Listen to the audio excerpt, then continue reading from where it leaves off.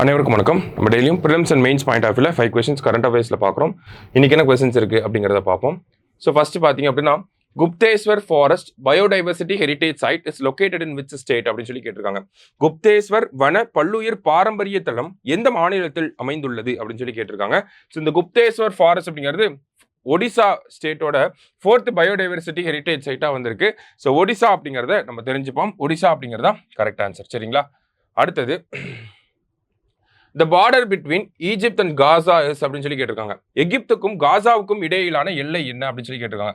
So இதுதான் நமக்கு பார்த்தோம்னா இஸ்ரேல் அப்படிங்கிற நாடு. இந்த எல்லையை பொறுத்த வரைக்கும் இந்த பகுதியை தான் நம்ம காசான்னு சொல்லுவோம். இங்கே மெடிடேரியன் சி அப்படிங்கிறது இருக்கு. சரிங்களா?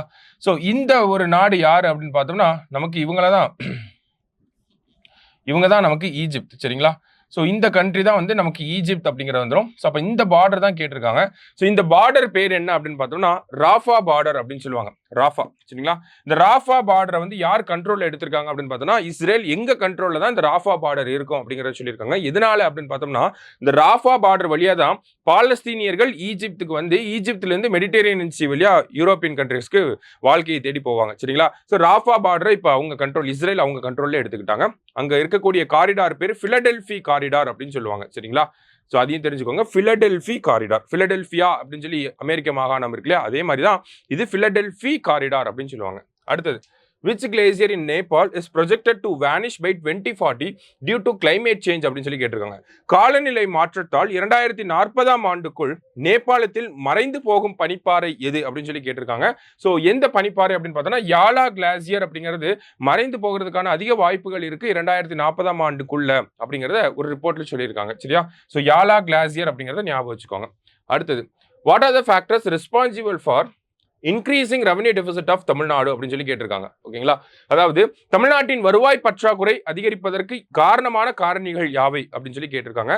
ஸோ ஃபர்ஸ்ட் பார்த்தோம்னா low devolution of taxes by central government, மத்திய அரசால் வரிகள் குறைவாக பகிர்ந்தளிக்கப்படுவது அப்படிங்கிறது கொடுத்துருக்காங்க. ஸோ நமக்கு 41% finance commission 15th finance commission படி பார்க்குறப்ப அதே மாதிரி பார்த்தோம்னா மத்திய அரசாங்கத்துக்கிட்ட இருந்து வரக்கூடிய வரி வருவாய் அப்படிங்கிறது தமிழகம் போன்ற மாநிலங்களுக்கு கம்மியாக தான் வருது. கிட்டத்தட்ட தமிழகத்துக்கு 7000 கோடி வந்திருக்கு இந்த டிசம்பர் மாதம். பீகாருக்கு பார்த்தோம்னா 17,000 கோடி வந்திருக்கு. அப்போ இந்த ஒரு ஏறக்குறை அந்த ஏற்றத்தாழ்வு அப்படிங்கிறது இருக்க தான் செய்யுது இல்லையா? ஸோ அதை ஒரு காரணமாக சொல்லியிருக்காங்க. அடுத்தது, end of GST compensation. So இந்த ஜிஎஸ்டி அப்படிங்கிறது ஜூலை 1, 2017ஆம் ஆண்டு நடைமுறைப்படுத்தப்பட்டிருக்கும்.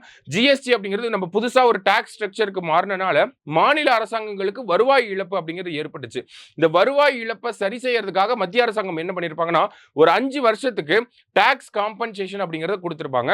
இந்த டாக்ஸ் காம்பன்சேஷன் அப்படிங்கறது பார்த்தோம்னா ஜூன் 30, 2022ஓட நமக்கு முடிஞ்சிருச்சு. சரிங்களா?